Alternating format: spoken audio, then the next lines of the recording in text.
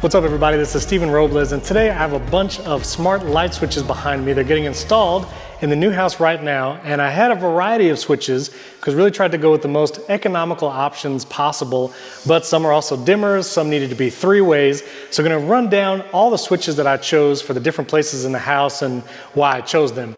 The first one is actually this Meross switch.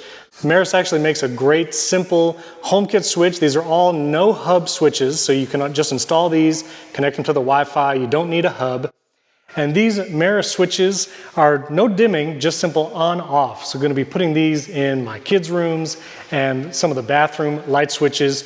Again, this is the most economical option. I was really trying to get the cheapest switch that will still be HomeKit and meet the needs, whether that's three-way or dimming. And so went with several Meross switches. So I really like the look of the Wemo switches, and again, they're the second most economical option. Links to all of these switches will be in the video description. You can check those out there. I like their dimmer. The only thing is the dimmer is actually not three-way compatible. So you can see on the box, it says you cannot use the regular Wemo dimmer as a three-way switch, which is why I went with the Leviton in some places. I'll talk about those in a second. But the Wemo regular switch, non-dimmer, is actually three-way compatible, and so whenever I wanted this look but a little more inexpensive option than the Leviton, I went with the Wemo three-way switch non-dimmer. So that's why I went with these Wemo ones. This is really going to be in kind of the master bedroom and my studio space. So those are the Wemo switchers. Now the Leviton switches were the most flexible. The Leviton dimmer switch, this is their second gen model. It connects to Wi-Fi, you don't need a hub, and it is actually three-way compatible as a dimmer switch. And so in the main living room area where there's a lot of three-way switches, I wanted the switch to match the other dumb switches that would be in the room. When you have a three-way, you don't need to put a smart switch in every location. You just need one smart switch with a dimmer, and then there can just be simple dumb switches in the other locations. But you do need to have a three-way compatible dimmer, which Wemo does not make one, and Meross doesn't make one right now. So Leviton was the option for that. So I got a Leviton dimmer switch. It's three-way compatible. And then in the other places where we didn't need a dimmer, but it's in the main living room area, and I wanted the switch to look most like the other dumb switches, so everything is matching, you don't have anything looking out of place as like a smart switch. I got just the regular Leviton switch. Again, it really looks just like a normal paddle switch, which is going to match the other switches in the main living room area. And so I wanted to keep that look consistent.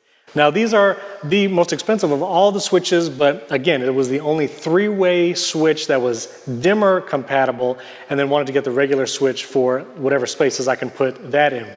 Now, a lot of people mention Lutron. I actually had Lutron switches at my old house, and if you don't have a neutral wire in your house, Lutron is one of your few options, and Lutron makes all kinds of switches, regular switches, dimmer switches, ceiling fan speed switches, but it does require a hub. But I will say Lutron is one of the most reliable light switches out there. Never once did I have to reset a light or anything like that.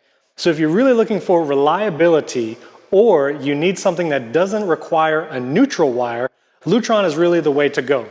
I do actually prefer the Leviton switches only because they look more like regular paddle switches, so they won't look out of place. The Lutron switches do have little icons on it, so they would stand out a little bit, and of course the Wemo and Meross ones look very different. So if you're going to be putting them right next to regular switches and you care about having that consistent look, again, the Leviton is a good option, because Leviton also just sells regular dumb switches, and they'll match exactly to what these dimmer and smart switches do.